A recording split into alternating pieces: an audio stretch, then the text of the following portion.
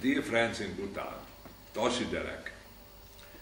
Buddhist economics is a radical challenge for Western economics because it is based on radically different ethical values and ontological concepts.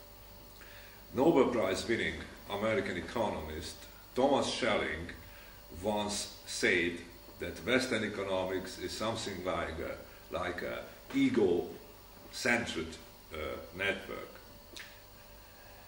because it is centered on self-interest, understood as the satisfaction of the material wishes of the body-mind ego. In contrast, Buddhism teaches the doctrine of the no-self. It is called anatta. And I think it has a wide-ranging implications for economics. In Europe, we published some books on Buddhist economics, including Business Within Limits in Oxford, and Ethical Principles and Economic Transformation at Springer. I would characterize Western economics by some basic principles. These include profit maximization, cultivating desires, introducing markets whenever possible, the instrumental use of every being of the world, and finally, the self-interest-based conception of ethics. In this framework, the main goal of economic activities is to satisfy individual preferences via market and profit-making enterprises. Everything has only instrumental value, and ethics is used if it serves the interest of the actors. Western economies were successful in producing an enormous abundance of goods and services, but also generate huge ecological, social, and psychological deficit. In contrast, the underlying principle of Buddhist economics is to minimize suffering. Suffering of all sentient beings, including non-human animals. An economic project is worthy to be undertaken if it reduces the suffering of all beings who are affected by the project. In contrast with Western economics, Buddhist economics suggests not to multiply, but to simplify human desires. Above a certain material comfort, which includes food, clothing, shelter, and medicine, it is wise to reduce one's own desires. Wanting less could bring substantial benefit for the person, for the community, and for nature. Non-violence, ahimsa, is the main guiding principle of Buddhist economics for solving social problems. Non-violence requires an act which does not cause harm to the doer or the receivers. Another important principle is genuine care. Caring organizations can be rewarded for the higher cost of social responsible behavior by the ability of forming commitments among the owners, managers, and employees, and by establishing trust with the customers and the suppliers.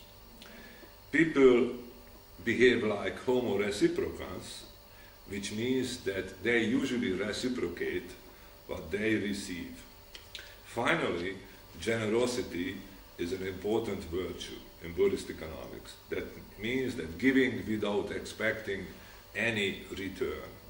Generosity is beneficial for the actor, for the stakeholders, and for society at large, as it was emphasized many times by His Holiness the Dalai Lama.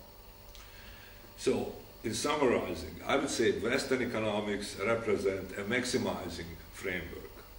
A maximizing framework where profit, desires, market, instrumental use, and self-interest have to be maximized.